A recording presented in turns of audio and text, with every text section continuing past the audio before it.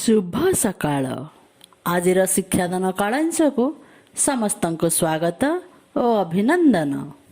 ଆମ ଭାଷାରେ ଗୋଟିଏ ଅର୍ଥରେ ଅନେକ ଶବ୍ଦ ରହିଥିବା ପରି ଗୋଟିଏ ଶବ୍ଦର ମଧ୍ୟ ଅନେକ ଅର୍ଥ ରହିଛି। ଏଗୁଡ଼ିକୁ ଅନେକାର୍ଥକ ବୋଧକ ଶବ୍ଦ କୁହାଯାଏ। ମଧ୍ୟଯୁଗର କାବ୍ୟମାନଙ୍କରେ ଗୋଟିଏ ଗୋଟିଏ ଶବ୍ଦ ଅନେକ ଅର୍ଥରେ ବ୍ୟବହାର କରାଯାଉଥିଲା। ଆଜି ଆମେ କେତୋଟି ଅନେକାର୍ଥବୋଧକ ଶବ୍ଦ ବିଷୟରେ ଜାଣିବା। ଅଙ୍କ, ସଂଖ୍ୟା, କୋଳ, ଗଣିତ, ନାଟକର ବିଭାଗ, ପୁରୀ ଗଜପତି ମହାରାଜାଙ୍କ ବର୍ଷ ଗଣନା। ଅର୍ଥ, ମୁଦ୍ରା, ଧନ, ଶବ୍ଦର ଅର୍ଥ, ଅଭିଳାଷ, ଉଦ୍ଦେଶ୍ୟ। ଅମ୍ବର, ଆକାଶ, ବସ୍ତ୍ର। ଅଜ, ବ୍ରହ୍ମା, ବିଷ୍ଣୁ, ଛେଳି, ଦଶରଥଙ୍କ ପିତା, ଜନ୍ମରହିତ। ଅଜା, ମାଆଙ୍କର ବାପା, ମାଇ ଛେଳି।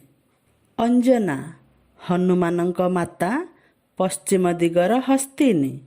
ଅଜାତଶତ୍ରୁ, ଯୁଧିଷ୍ଠିର, ଶିବ, ଶତ୍ରୁହୀନ। ଅଞ୍ଚଳ, ପଣତ, ସ୍ଥାନ, ପ୍ରଦେଶ। ଆଣ, ପିଠଉ, ଆଣିବା।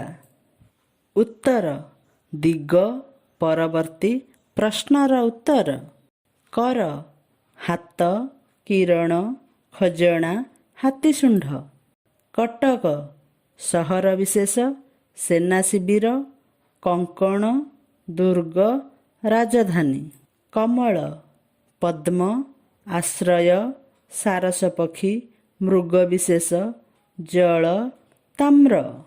କଳା, ରଙ୍ଗ ବିଶେଷ, କଜ୍ୱଳ, ଅଳନ୍ଧୁ, ଲକ୍ଷଣ। କଳି, କଳିଯୁଗ, କଜିଆ, କଢ଼ି। କଳିଙ୍ଗ, ପ୍ରାଚୀନ ଓଡ଼ିଶା, ବଣମଲ୍ଲି, ଶିରୀଷ।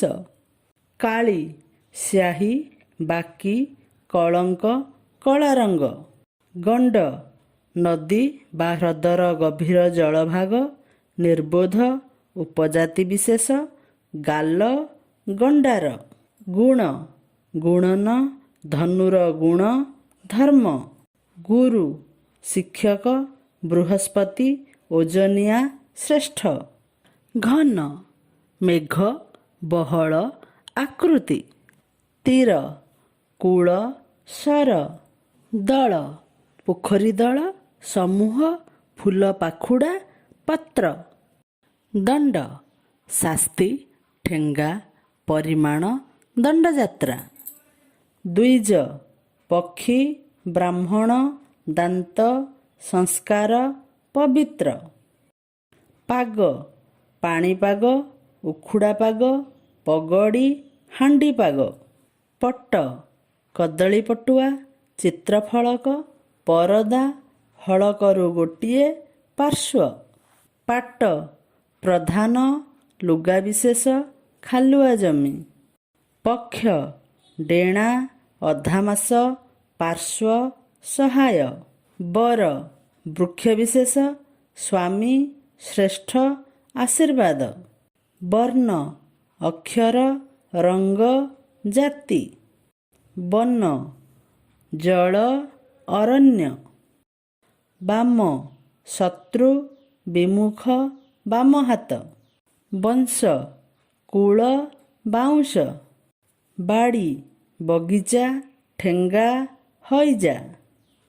ବାସ, ଘର, ଗନ୍ଧ, ଲୁଗା। ବୃତ୍ତି, ଛନ୍ଦ, ବାଡ଼, ଫୁଲର ଅଂଶବିଶେଷ, ଜୀବିକା, ଆର୍ଥିକ ପୁରସ୍କାର। ଜୀବନ, ପ୍ରାଣ, ପବନ, ଜଳ। ଭୂତ, ଅତୀତ, ପ୍ରେତ, ଜାତ, ପ୍ରାଣୀ।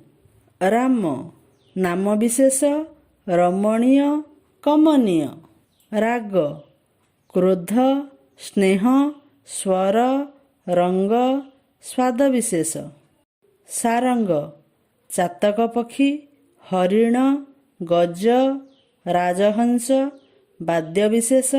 ବସ୍ତ୍ର, ବିଚିତ୍ରବର୍ଣ୍ଣ, ମୟୂର, କାମଦେବ, ଚନ୍ଦ୍ର, ଚାପ, ସୁବର୍ଣ୍ଣପଦ୍ମ, ଆଭରଣ, ଶଙ୍ଖ, ଚନ୍ଦନ।